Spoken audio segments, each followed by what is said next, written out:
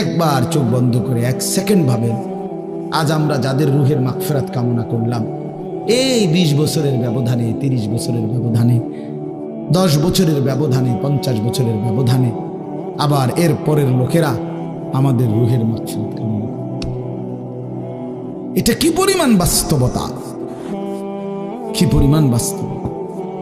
এটাকে অস্বীকার করার, না বুঝার কিছুই নাই, মৃত্যুকে না বুঝার কিছুই নেই। কারণ এত বেশি জলজ্জান্ত আল্লাহ তাআলা এটা আমাদের সামনে দেখাইছেন, এত মানুষের মৃত্যু আল্লাহ আমাদের সামনে দেখাইছেন, এটাকে অস্বীকার করার, না বুঝার কিছুই কিছুই নেই। গাফেল সন্তান কোনো কিছুতেই যাকে কোনো আসর করে না। আহা, আপনারা জানেন না, আপনাদের এক এক ছেলের অবস্থা হলো কলিজাটা পাথর হয়ে গেছে, কোনো কিছুই তার কলিজা নাড়ায় না। এত শক্ত জানোয়ার যে খোদার 365 দিনে কোনো দিন ফজরের নামাজ পড়ে না, একদিনও না। মানুষের বাচ্চা এত বড় জানোয়ার হয় কেন? আরে তুই কোন মানুষের বাচ্চা? তুই কোন মার দুধ খাইলি? নাফরমান! কেমনে মানুষ হইল? এটা কি ধরনের মানুষ? একদিনও নামাজ পড়ে? ছি ছি ছি ছি ছি! মুসলমানের বাচ্চা এত বড় জানোয়ার হয় কেমনে? কোনদিন নামাজ পড়ে না, 6 মাসে 9 মাসে কোনদিন বলতে পারবে না নাফরমান কোনদিন 5 ওয়াক্ত নামাজ পড়ছে কিনা। হায় হায়, এত বড় অসভ্য! মায়ের সন্তান হয় কেমনে? বাবার সন্তান হয় কেমনে? চিন্তা কর, কোনো কিছুই ছেলে পেলেদের হালাত হলে এই পরিমাণ লাগাম ছাড়া। কিসের মা, কিসের বাবা, কে তার মা, কে তার বাপ, কে কি তার ধর্ম, তার আল্লাহকে, তার রসুলকে, তারে বানাইছে কে, আসছে কোত্থেকে, কেন আসছে, কি করতেছে, কি করছে, কিচ্ছুর খবর, কিচ্ছুর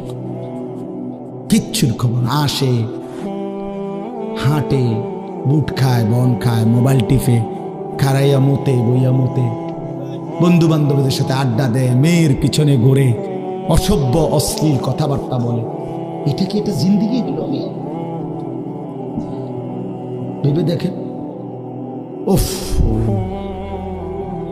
কোন সুস্থ স্বাভাবিক মানুষ এমন হয়? বলো ভাইয়া, বলো। রাগ করো না বাপ, কে তোমা করে মনে করাই দেবে? কেউ মনে করে। বাবা আমারও ফিকির শেষ, শুধু টাকা রোজগারের ফিকির। দেশে থাইকা পারো, নইলে বিদেশ গিয়া পারো, কোনো না কোনো ভাবে পয়সা রোজগার করো।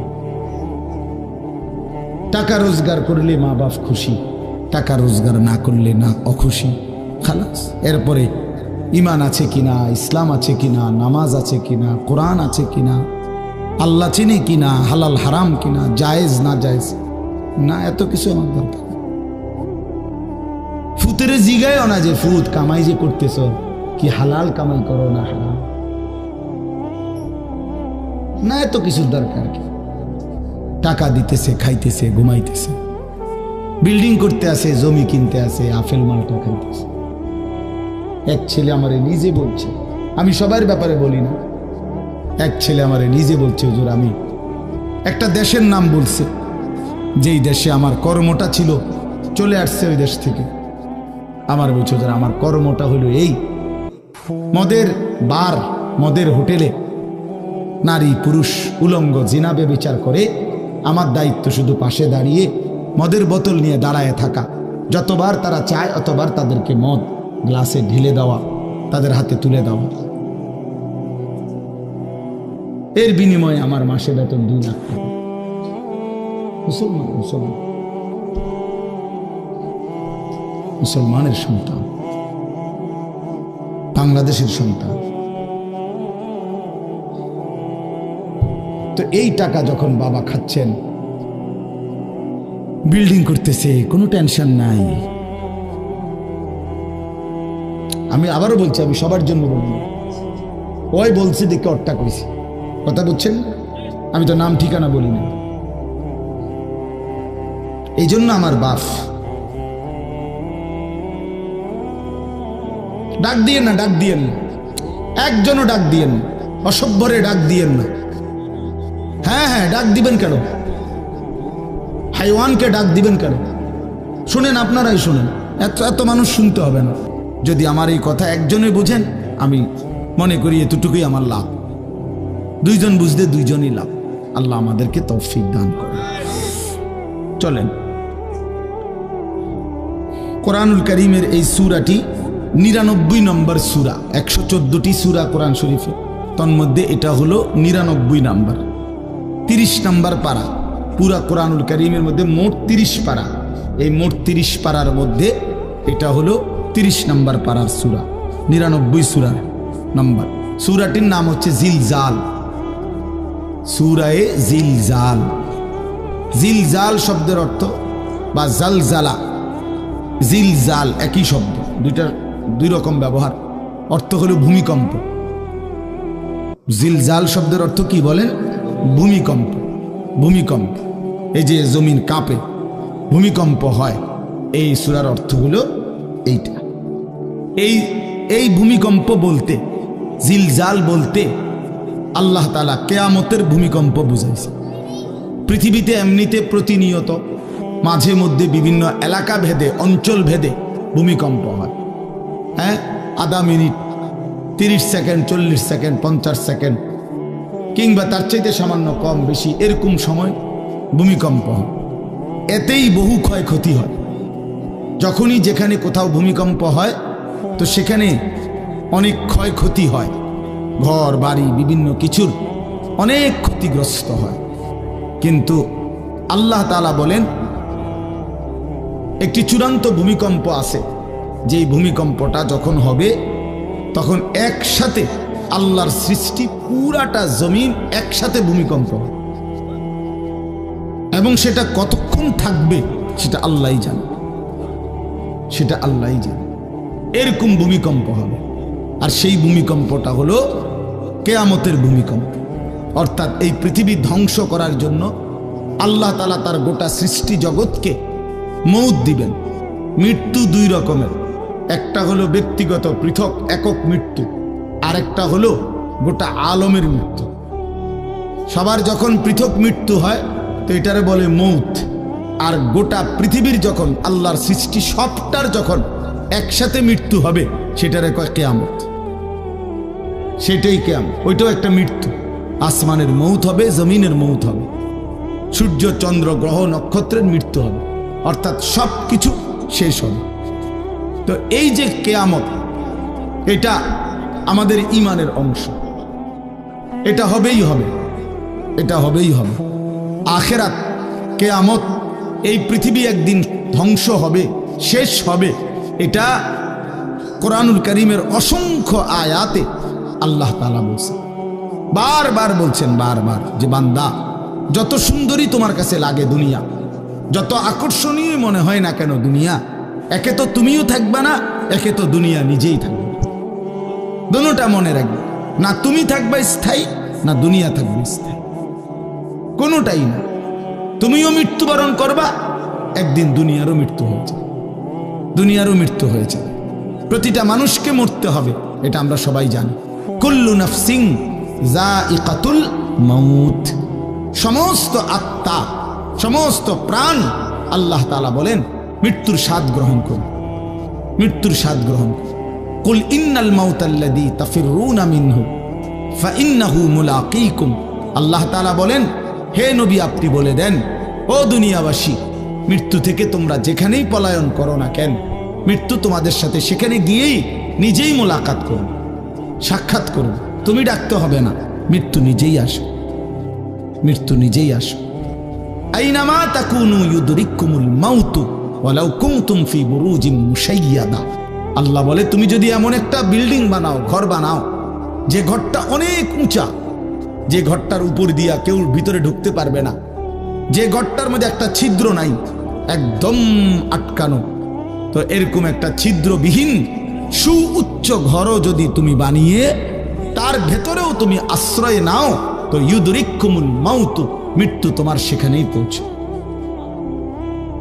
তোমার সেখানেই পৌঁছবে। প্রিয় ভাই আমার, বন্ধু আমার, নওজোয়ান সাথীরা আমার, মৃত্যু এক অনিবার্য বাস্তবতা, চিরন্তন বাস্তবতা। এটা গ্রহণ করতেই হবে। হাসলেও মরতে হবে, কাঁদলেও মরতে হবে, সুখেও মরতে হবে, দুঃখেও মরতে হবে।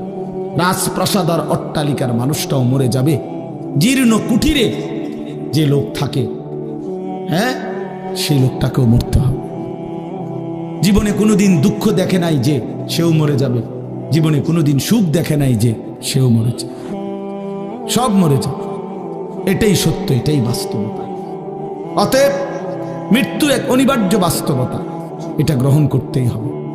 এটা যদি আমরা মনে রাখি, আমাদের জীবন অনেক সুন্দর হইত, অনেক সুন্দর হইত। রাসূলুল্লাহ সাল্লাল্লাহু আলাইহি ওয়াসাল্লাম বলছেন, আকসিরু যিকরা হাযিমিল লাযযাত ইয়ানি আল মাউত। আল্লাহর নবী বলেন, আমার উম্মত তোমরা বেশি বেশি ওই জিনিসটা স্মরণ করো যে জিনিস তোমাদের সমস্ত স্বাদ, আনন্দ, আহ্লাদ চিরতরে মিটায় দেবে, তোমারে চিরস্তব্ধ করে দেবে। জলজ্জান্ত মানুষটা আমাদের সামনে হাঁটতো, চলতো, উঠতো, বসতো, ঘুরতো, ফিরতো, হ্যাঁ, সেই মানুষটা মনে করেন আমার চোখের সামনে নাই, তার লাশ আমার সামনে। আহা, সেই লোকটা স্তব্ধ। পৃথিবীর কত মানুষ কত আওয়াজ করতেছে, কত শোরগোল করতেছে, কিন্তু এই লোকটা হাতও নাড়ে না, পাও নাড়ে না, চোখও মেলে না, আর কিছু করে না। এ কি আশ্চর্য বিষয়! চোখের সামনের এই মানুষটা নাই, কি হলো তার? কে তারে থামাই দিল? কে তারে স্তব্ধ করে দিল? এ তো আমার মতো ঘুরতো, ফিরতো, হাঁটতো। আহ, আমার আব্বারে আমি কত দেখছি, একদিন আমার আব্বা চলে গেলেন। আমার দাদারে আমি কত দেখছি, আমার দাদা একদিন চলে গেলেন। আমার জ্যাঠারে আমি দেখে আসছি, দোয়া করে আসছি, ফু দিয়ে আসছি। এক সপ্তাহ পরে দাদ জ্যাঠা ইন্তেকাল করলেন।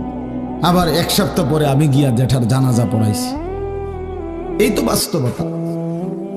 যুবক ভাই, তুমিও মনে রাখো, বয়স্ক বাবা আপনিও মনে রাখেন। হাসান বসরি রহমতুল্লাহ আলাইহি একজন বড় বুজুর্গ ছিলেন।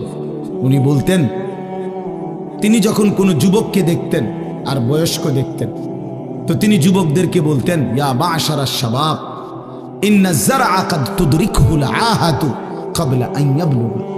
তিনি উপদেশ দিতেন, হে যুবকগণ শোনো, সব ফুল, সব ফল, সব গাছ চারা পরিপক্ক পাকা পর্যন্ত পৌঁছায় না, তার আগেই অগণিত ফুল, অগণিত ফল, অগণিত চারা গাছ ঝরে যায়। এটা উনি মনে করাইতেন মৃত্যুর কথা। উনি এটা বুঝাইতেন, যুবক তুমি দেখো, একটা আম গাছের মধ্যে যতগুলো মুকুল ধরছে ফুল, সবগুলো আম হয় না। যতগুলো আম ধরছিল ছোট ছোট, সবগুলো বড় পাকা পর্যন্ত যায় না, তার আগেই ঝরে যায়।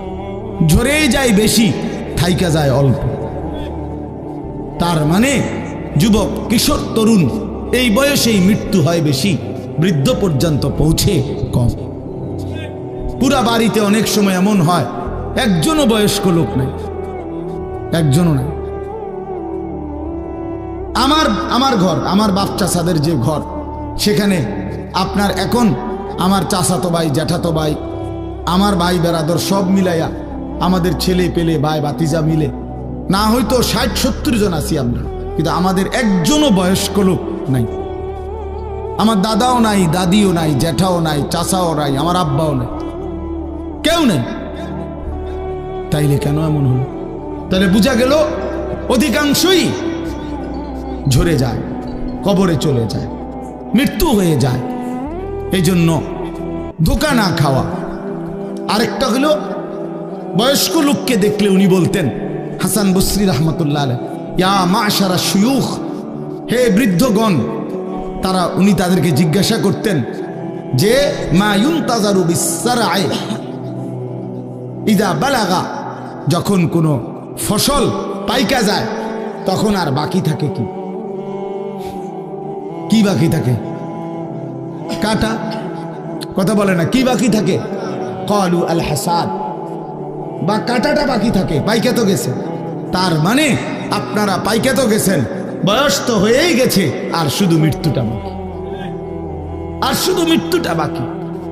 তাইলে যুবককে বলতেন, তুমি ভেবো না তুমি বৃদ্ধ হবা, কারণ অসংখ্য ফুল তো আগেই ঝরে যায়, অসংখ্য ফল তো আগেই ঝরে যায়, অসংখ্য গাছ তো আগেই ঝরে যায়। আবার বৃদ্ধকে বলতেন যে আপনার তো আর কিছুই বাকি নাই, আপনি তো পাইকেই গেছেন, এখন শুধু কাটা, কবর, মৃত্যু ছাড়া আর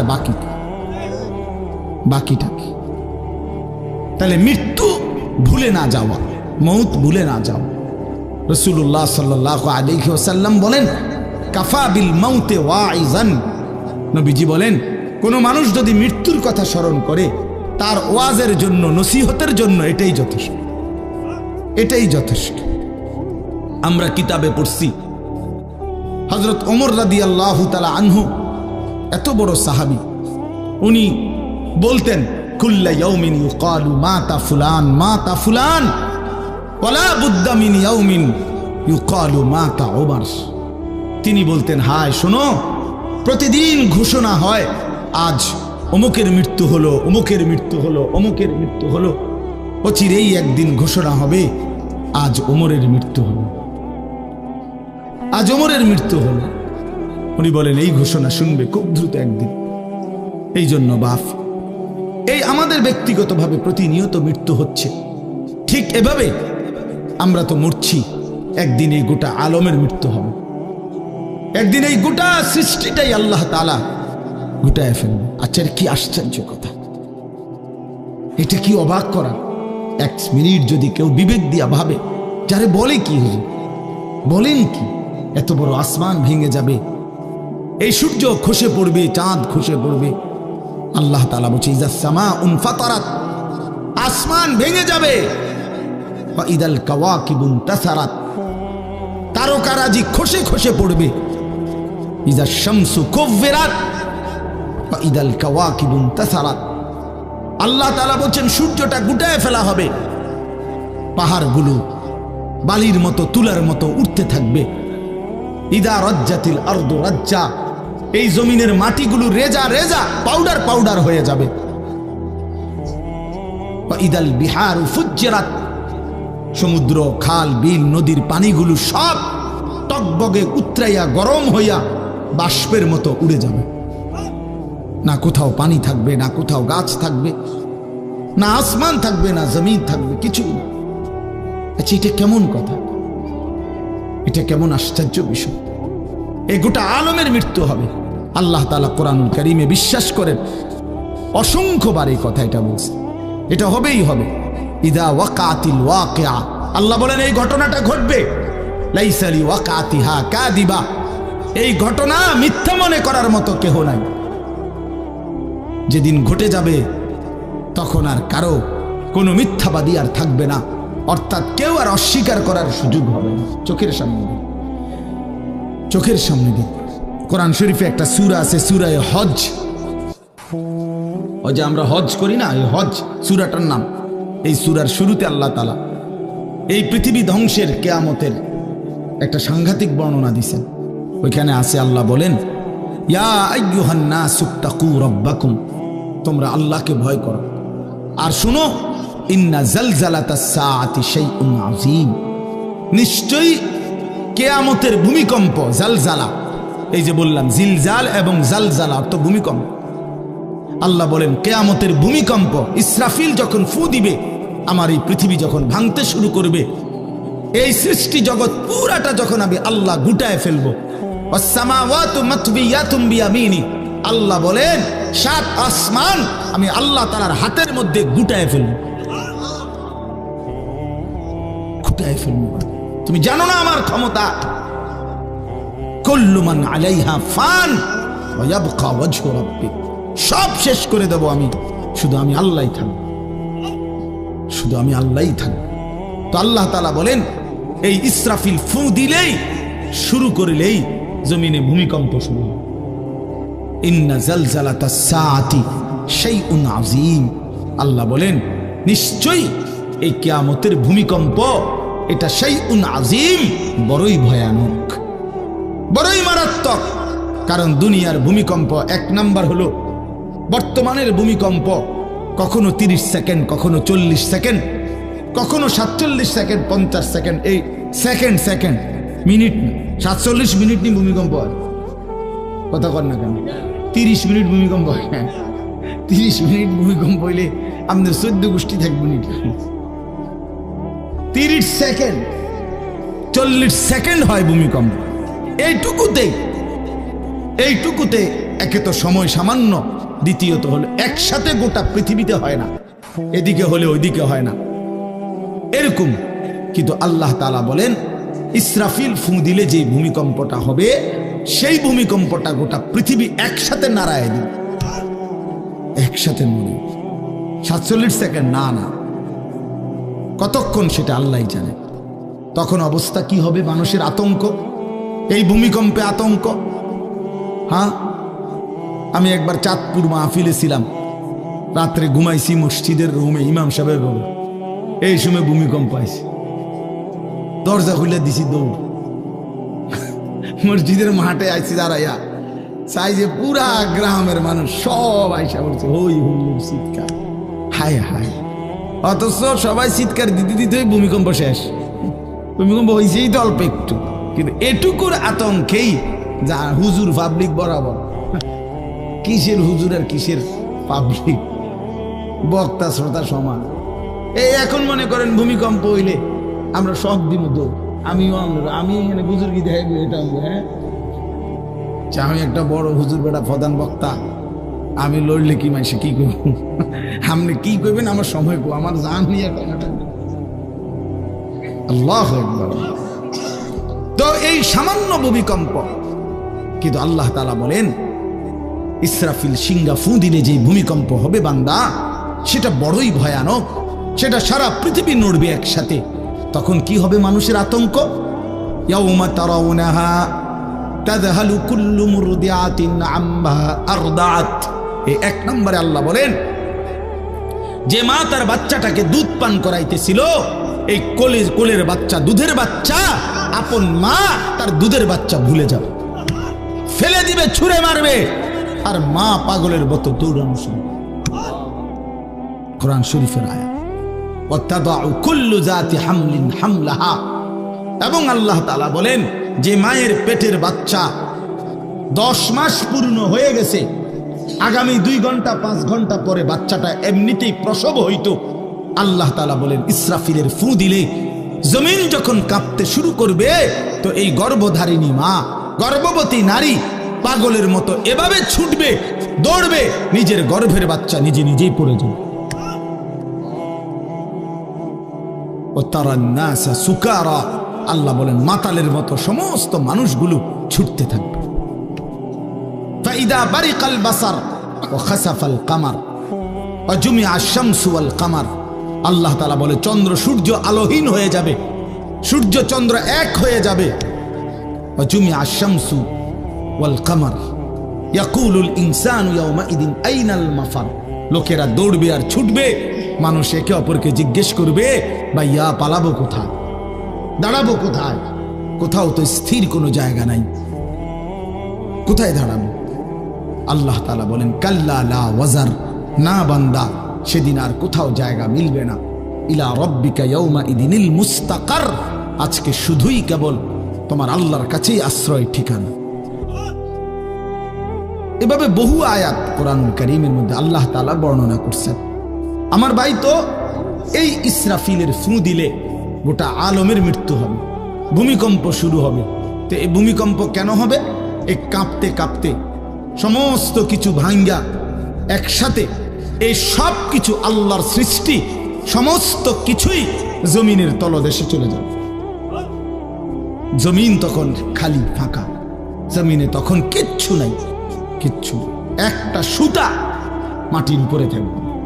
এই প্রথমবার ইসরাফিল ফু দিলে সমস্ত কায়নাত, ইনসান, জিন, আল্লাহর সমস্ত সৃষ্টি, মাখলুকাত সব জমিনের তলদেশে চলে যায়। মানুষ ও জিন ও অর্থ সম্পদ, স্বর্ণ রৌপ্য, মণি মুক্তা, হীরা জহরত, সব সব সব একটা কাগজের অস্তিত্ব, সব কিছু, গোটা জমিন ফাঁকা। এভাবে কতদিন আল্লাহই জানে, কতদিন আল্লাহই জানে। হ্যাঁ, এরপরে একটা নির্দিষ্ট সময় পরে আবার আল্লাহ তাআলা ইসরাফিলকে জীবিত করবেন, করে আবার আল্লাহ তাআলা দ্বিতীয়বারের মতো ফু দিতে বলবেন। এই দুই ফুঁয়ের মাঝখানে কতদিন? নবী সাল্লাল্লাহু আলাইহি সাল্লামের এক হাদিসের মধ্যে বলছে 40। সাহাবীরা ব্যাখ্যা করছেন মুহাদ্দিসিন, সেই 40টা হতে পারে 40,000 বছর। 40,000। এই জন্য বাপ একটা কথা হলো, সর্বশেষ যেই লোকটা কবরে যাবে, শেষ যেই ব্যক্তি মরবে পৃথিবীতে, হতে পারে তাকেও শুধু কবরেই থাকতে হবে 40,000 বছর। 40,000 বছর। এরপরে তো আখিরাত। এই 40,000 বছর যদি কবরে আযাব হয়, 40,000 বছর যদি কবরে আযাব হয় ভাই, তখন কি হবে? এবার ভেবে দেখেন, এখন যারা কবরে যাচ্ছে, হ্যাঁ, নূহ আলাইহিস সালামের জামানায় যারা মারা গেছে, ইব্রাহিম আলাইহিস সালামের জামানায় যারা মারা গেছে, নবীজি সাল্লাল্লাহু আলাইহি সাল্লাম তো 1,500 বছর আগে ইন্তেকাল করছেন, 1450 বছর আগে। তো ওই সময়ে যারা মারা গেছে তারা কবরে পড়ে আছে আজকে 1,500 বছর, 1,500 বছর, 1500 বছর। তাহলে নূহ আলাইহিস সালামের জাতি কত বছর থেকে পড়ে আছে? কোথায় নূহ নবী, কোথায় আমাদের নবী? কত ব্যবধান!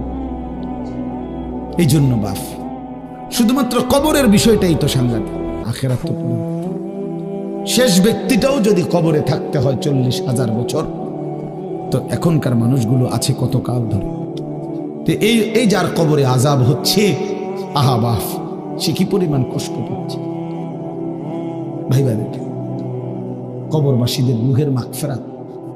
আরে ভাইয়া, একবার চোখ বন্ধ করে 1 সেকেন্ড ভাবেন, আজ আমরা যাদের রূহের মাগফিরাত কামনা করলাম, এই 20 বছরের ব্যবধানে, 30 বছরের ব্যবধানে, 10 বছরের ব্যবধানে, 50 বছরের ব্যবধানে আবার এর পরের লোকেরা আমাদের রূহের মাগফিরাত কামনা করে।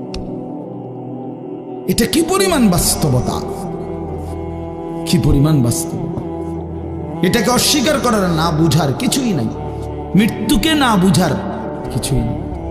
কারণ এত বেশি জলজ্জান্ত আল্লাহ তাআলা এটা আমাদের সামনে দেখাইছেন, এত মানুষের মৃত্যু আল্লাহ আমাদের সামনে দেখাইছেন, এটাকে অস্বীকার করার, না বুঝার কিছুই নেই। তো চলেন, এরপরে আল্লাহ তাআলা ইসরাফিলকে আবার জীবিত করবেন। জীবিত করে আল্লাহ তাআলা ইসরাফিল আলাইহিস সালামকে বলবেন, ইসরাফিল, আবার তুমি সিংহায় ফু দাও। এইবার যখন সিংহায় ফু দিবে, তখন ইসরাফিল আলাইহিস সালামের এই দ্বিতীয় ফুতে আবার ভূমিকম্প শুরু। আবার কি শুরু হবে? ও মাঝখানে ভাই, ওই ছেলে অপদার্থ, কথা বলো না, হাসাহাসি করো না, কারো কথা বাকি থাকলে, দুষ্টামি বাকি থাকলে উঠে চলে যাও, বাহিরে আলাদা জায়গা আছে। গাফেল সন্তান কোনো কিছুতেই যাকে কোনো আসর করে না। আহা, আপনারা জানেন না, আপনাদের এক এক ছেলের অবস্থা হলো কলিজাটা পাথর হয়ে গেছে, কোনো কিছুই তার কলিজা নাড়ায় না। এত শক্ত জানোয়ার যে খোদার 365 দিনে কোনো দিন ফজরের নামাজ পড়ে না, একদিনও না। মানুষের বাচ্চা এত বড় জানোয়ার হয় কেন? আরে তুই কোন মানুষের বাচ্চা? তুই কোন মার দুধ খাইলি? নাফরমান। কেমনে মানুষ হইল? কি ধরনের? একদিনও নামাজ পড়ে? ছি ছি ছি ছি ছি! মুসলমানের বাচ্চা এত বড় জানোয়ার হয় কেমনে? কোনদিন নামাজ পড়ে না, 6 মাসে 9 মাসে কোনদিন বলতে পারবে না নাফরমান। কোনদিন 5 ওয়াক্ত নামাজ পড়ছে কিনা? হায় হায়, এত বড় অসভ্য! মায়ের সন্তান হয় কেমনে? বাবার সন্তান হয় কেমনে? চিন্তা কর। কোনো কিছুই ছেলে পেলেদের হালাত হলে এই পরিমাণ লাগাম ছাড়া, কিসের মা কিসের বাবা, কে তার মা কে তার বাপ, কে কি তার ধর্ম, তার আল্লাহ কে, তার রসুল কে, তারে বানাইছে কে, আসছে কোত্থেকে, কেন আসছে, কি করতেছে, কি করছে, কিচ্ছুর খবর নেই, কিচ্ছুর খবর। আসে, হাঁটে, বুট খায়, বন খায়, মোবাইল টিপে, খাড়াইয়া মতে, বইয়া মতে, বন্ধু বান্ধবীদের সাথে আড্ডা দেয়, মেয়ের পিছনে ঘোরে, অসভ্য অশ্লীল কথাবার্তা বলে। এটা কি এটা জিন্দিগি হলো? ভেবে দেখেন। উফ, কোন সুস্থ স্বাভাবিক মানুষ এমন হয়? বলো ভাইয়া, বলো। রাগ করো না বাপ, কে তোমা করে মনে করাই দিবে? কেউ মনে করে। হা, বাবা মারও ফিকির শেষ, শুধু টাকা রোজগারের ফিকির। দেশে থাইকা পারো, নইলে বিদেশ গিয়া পারো, কোনো না কোনো ভাবে পয়সা রোজগার করো। টাকা রোজগার করলে মা বাপ খুশি, টাকা রোজগার না করলে না অখুশি। খালাস। এরপরে ইমান আছে কিনা, ইসলাম আছে কিনা, নামাজ আছে কিনা, কোরআন আছে কিনা, আল্লাহ চিনে কিনা, হালাল হারাম কিনা, জায়েজ না জায়েজ না, এত কিছু আমার দরকার। ফুতের জিগায় না যে ফুত কামাই যে করতেছ, কি হালাল কামাই করো না হারাম না, এত কিছুর দরকার কি? টাকা দিতেছে, খাইতেছে, ঘুমাইতেছে, বিল্ডিং করতে আসে, জমি কিনতে আসে, আপেল মালটা খাইতেছে।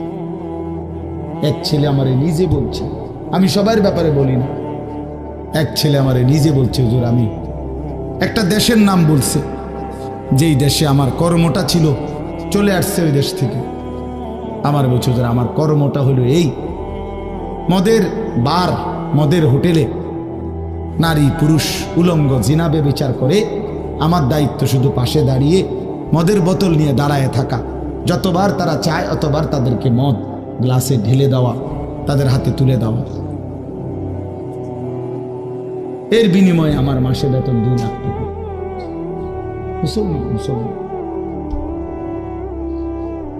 মুসলমানের সন্তান,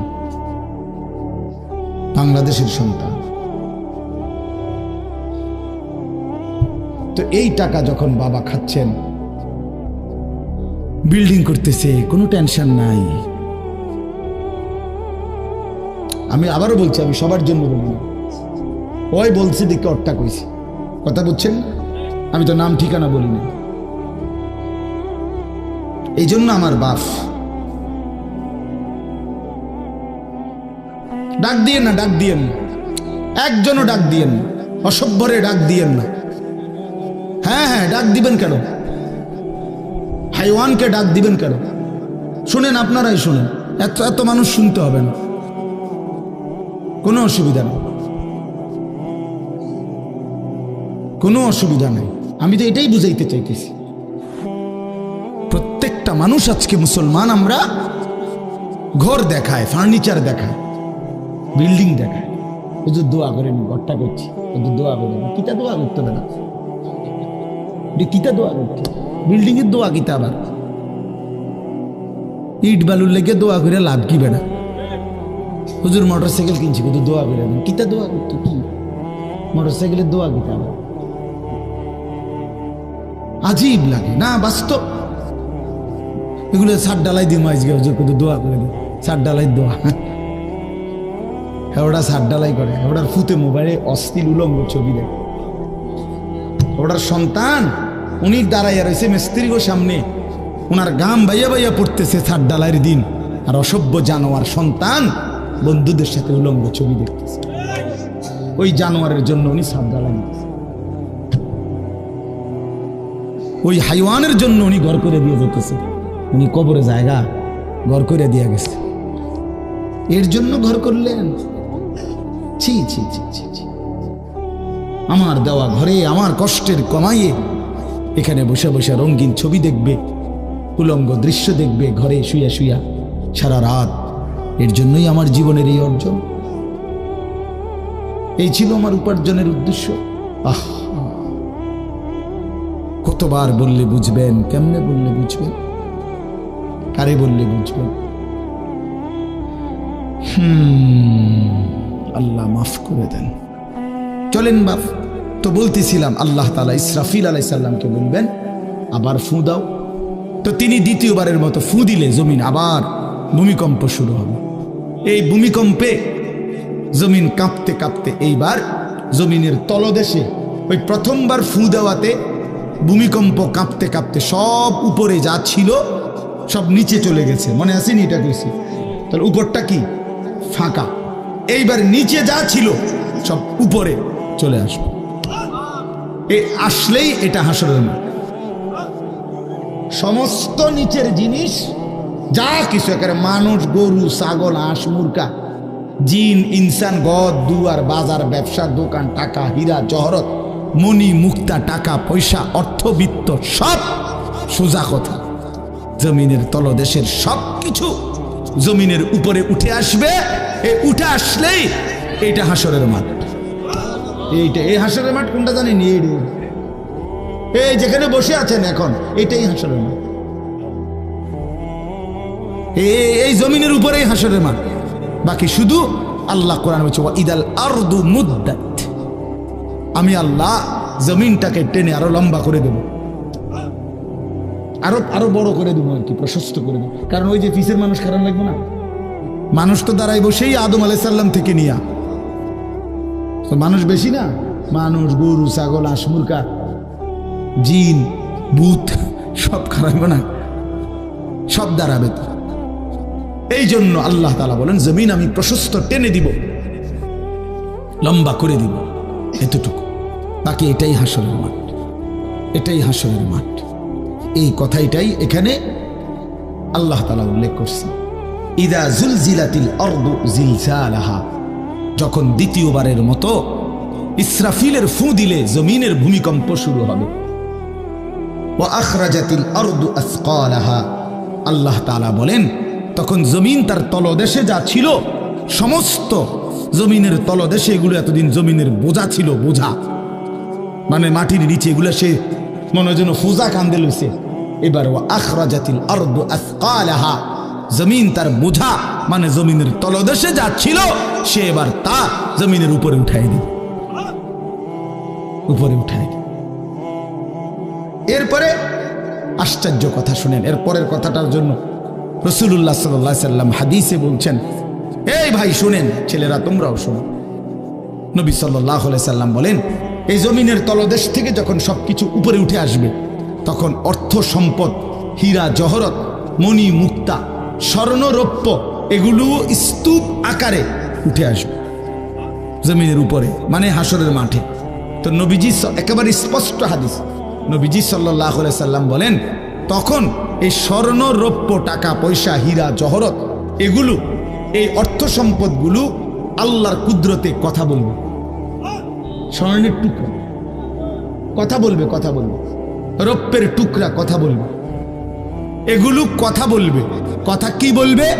এগুলো তখন ওই নাফরমান মানুষগুলোকে ডাক দিবে, ডাক দিবে, আইয়ুহাস সারিক, হে চোর, এদিকে এই সম্পদের জন্য চুরি করেছিলে, আজ যা দরকার নাও।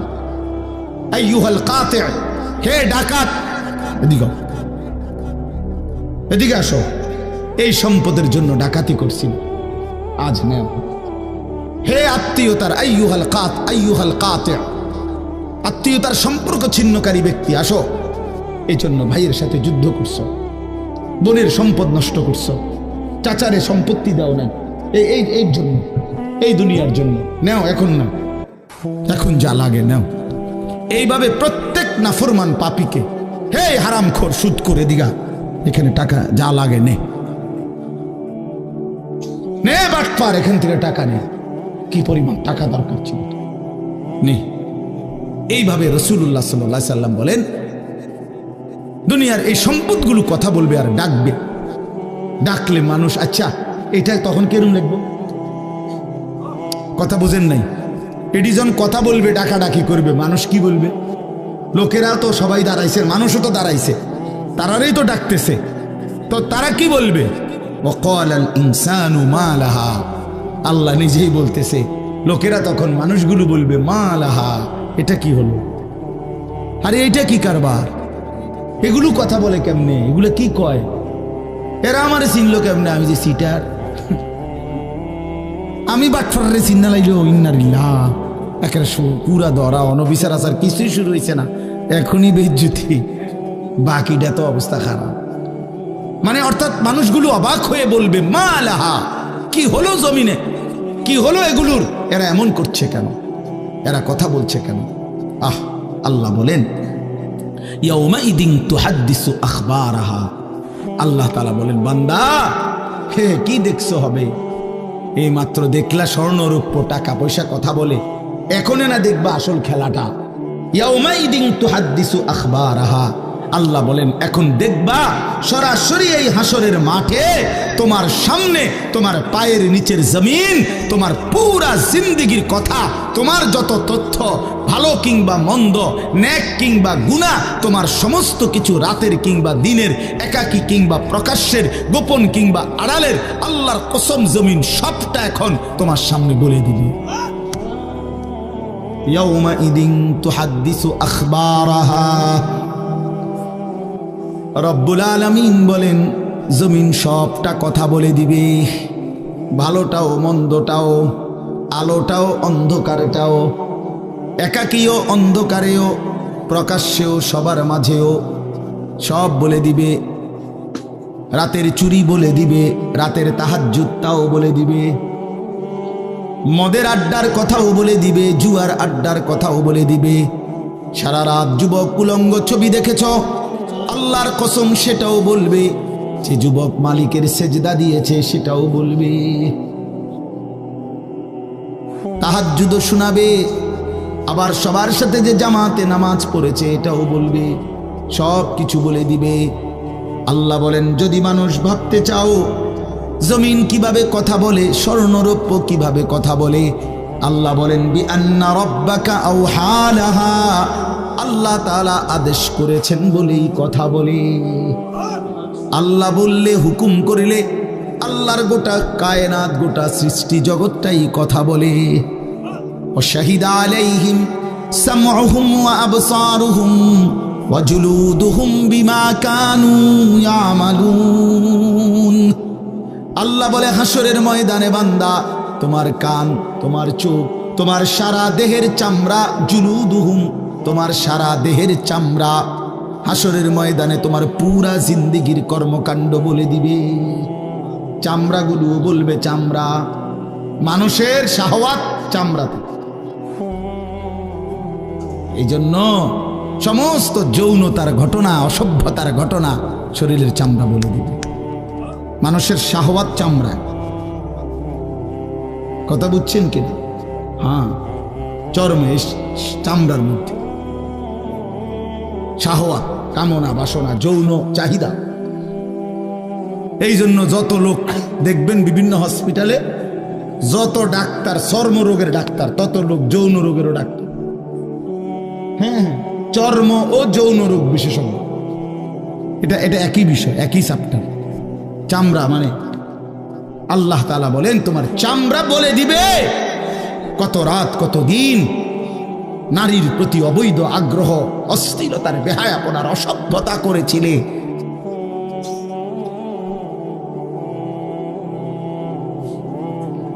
হায় হায়,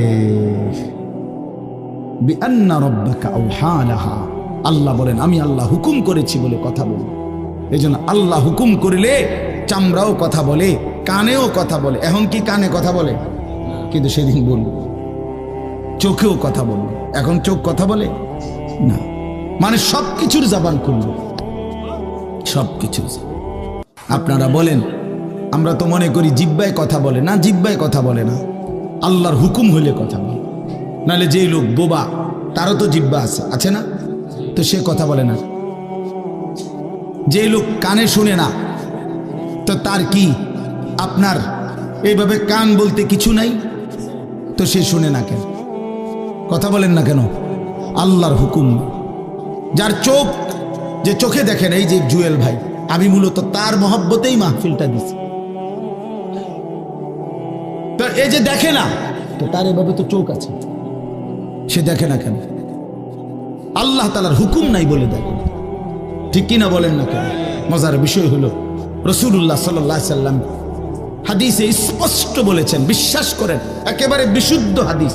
আল্লাহ তাআলা তার দুইটা চোখ নিয়ে গেছে, নবীজি বলছেন সে যদি সবর করে আল্লাহর হুকুমের উপরে চলতে পারে, রাসূলুল্লাহ সাল্লাল্লাহু আলাইহি সাল্লাম বলেন আল্লাহ তাআলা তাকে এই দুইটা চোখ নিয়ে যাওয়ার কারণে, অন্ধ বানানোর কারণে সে যে সবর করলো, আল্লাহ রসুল বলছেন আল্লাহ তাআলা নিশ্চিত তাকে জান্নাত দান করবে।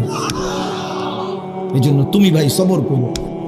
মালিকের এই দুনিয়া দেখতে পারল না তো অপেক্ষা করো, একদিন জান্নাত দেখবা, জান্নাতের হুর দেখবা, তো আরো মজা হবে যে আমি প্রথমেই জান্নাতই দেখলাম, জান্নাতই দেখলাম। যা মালিক দুনিয়া দেখলাম না তোমার, তুমি আমারে জান্নাত দেখাই। আল্লাহ তৌফিক দান করেন। ইয়াউমাইদিন ইয়াসদুরুন নাসু আশতাতান লিয়ারাউ আ'মালাহুম, আল্লাহ বলেন তখন দলে দলে ফেরেশতারা মানুষগুলোকে লাইনবদ্ধ সারিবদ্ধ করে দলে দলে বানাবে। লোকেরা পরস্পর, প্রত্যেকটা মানুষকে ফেরেশতারা আলাদা আলাদা গ্রুপ বানিয়ে দেবে হাসরের ময়দানে। তখন প্রত্যেকে এই গ্রুপে গ্রুপে দলে দলে লিউরাউ আমালাহুম, নিজেদের আমল নামা, নিজেদের আমল দেখবার জন্য সামনে এগিয়ে যাবে। অর্থাৎ প্রত্যেককে তার আমল নামা দেখবার জন্য, দেওয়ার জন্য নির্দিষ্ট জায়গায় নিয়ে আসবে। নেওয়ার পরে সেখানে প্রত্যেকের ফাইল, প্রত্যেকের খাতা আমল নামা তার হাতে তুলে দেওয়া হবে। দিলেই সে দেখবে। আল্লাহ বলতেছেন ফামান ইয়ামাল মিসকালা যাররাতিন খায়রান ইয়ারা, এক বিন্দু, এক অণু পরিমাণ, পরমাণু পরিমাণ, সামান্য থেকে সামান্য পরিমাণও নেকি, কল্যাণ, তাও তুমি দেখতে পাবা। ওমান ইয়ামাল মিসকালা যাররাতিন শাররান ইয়ারা, বিন্দু থেকে বিন্দু মন্দ যা করেছিলে তাও তুমি দেখতে পাবে। এক জাররা, মূলত জাররা বলে তাফসীরের মধ্যে লিখছে লা ওয়াজনা লাহু লা জিনাতা লাহা, যেটার কোনো ওজন হয় না, এত সামান্য, এত সামান্য, ওজন নাই, মানে 100 গ্রামও না, 10 গ্রামও না, 1 গ্রামও না, আধা গ্রামও না, এত সামান্য, এটার কোনো ওজন নাই, ওজন নেই, ওজন আসে না আর কি, ওজনে হয় না, এরে বলে জাররা। তাফসীরের মধ্যে লিখছে কোন ব্যক্তি, হযরত আব্দুল্লাহ ইবনে আব্বাস বলেন, কোন ব্যক্তি যদি মাটিতে এমনি হাত মারে, মানে হাত লাগাইয়া আবার উঠাই লাইছে, তখন এই যে বালুগুলো লাগছে, এই বালুর যেগুলো হাত থেকে ঝরে পড়ে কণা, এগুলো তার চাইতে সামান্য এক জাররা। আমার উস্তাদ বলছিলেন ছাত্র জীবনে আমাদেরকে যে মানুষ যে কাপড় ধুইয়া চিপে, কাপড় এমনি চিপ্পা রোদ্রে দেয় না, মানে চিপ্পাই তো ফানি ফালায়, তো কাপড় চিপ্পা সাইরা মানুষের একটা স্বভাব হইল রৌদ্র দেওয়ার আগে এটার একটা ঝাড়া মারে, লুঙ্গিটারে একটা আগে কি মারে, ঝাড়া দিয়া এরপরে দেয়। এই যে লুঙ্গিটা ঝাড়া দিলে যে ছোট্ট ছোট্ট পানির ফোঁটা ছিটকাইয়া পড়ে, এই ফোঁটা এগুলো পিচ্ছি পিচ্ছি, এগুলো এক একটা জাররা, অথবা তার চাইতে ছোট, এটার ওজন আসবে না, এটা 1 গ্রামও হবে না, আধা গ্রামও হবে না। এই সামান্য ভালোটাও তুমি দেখবা, মন্দটাও দেখবে। কেমনে আড়াল করবেন ভাই? নিজেকে আড়াল করবেন কেমনে বাপ? যুবক তুমি কেমনে আড়াল করবা? কোরআন শরীফে আছে, আল্লাহ বলেন ইয়াউমা তুবলাস সারাইর, বান্দা আমি হাসরের ময়দানে তোমার অন্তরের গোপন বিষয়গুলো, যেগুলো কেউ শুনে নাই, তুমিও বলো নাই, বলে দেব। হ্যাঁ, আফালা ইয়ালামু ইযা বু'সিরা মা ফিল কুবুর ওয়া হুসিলা মা ফিস সুদূর। আল্লাহ তাআলা বলেন এই বুকের ভিতরে, অন্তরের ভিতরের যেই কথাগুলো, সেগুলো খুলে দেব। এই জন্য আজকে আমার কথা এখানেই শেষ। আমি এতটুকু কথাই বলতে চাই, এই 99 নম্বর সূরাটা আমাদেরকে এই কথার সবক দিচ্ছে যে আমরা আমাদের জিন্দেগির 1 সেকেন্ড, একটি নিঃশ্বাস আড়াল করবার সুযোগ নেই। হিসাব দিতে হবে, হিসাব দিতে হবে। 1 মিনিট, 1 সেকেন্ড, 1 পলক, 1 লম্হা, 1 মুহূর্ত আমাদের আড়াল করবার সুযোগ নাই ভাই। ভালোটার প্রতিদানও নিতে হবে, মন্দটারও প্রতিদান নিতে হবে। তাইলে কেন জীবন নষ্ট করব? কেন হায়াত নষ্ট করব? আমার অনুরোধ রইল, যতগুলো যুবক ছেলে আছো ভাই, তোমাদের কাছে অনুরোধ, মৌলানা কথা বলবে, এরপরে আরো একটু বয়ান হলে এরপরে দোয়া হবে, কিন্তু আমার মাঝখান দিয়ে এই কথাটাই আমি অনুরোধ করে বললাম, প্রত্যেকেই দয়া করে আল্লাহর ওয়াস্তে নিজের জীবনের কদর করো ভাই। আমার এটাই শেষ কথা। যুবক ছেলেরা, তুমি আমার সাথে এখন যাইবা না, আমিও তোমার সাথে যাব না। এই দুনিয়াও যেমন আমি আলাদা চলে যাচ্ছি, আপনারাও আলাদা চলে যাবেন, কিন্তু বাস্তব কথা হলো আমি আপনি প্রত্যেকে আলাদা আলাদা কবরে আখেরাতে আল্লাহর সামনে মুখোমুখি হইতে হবে।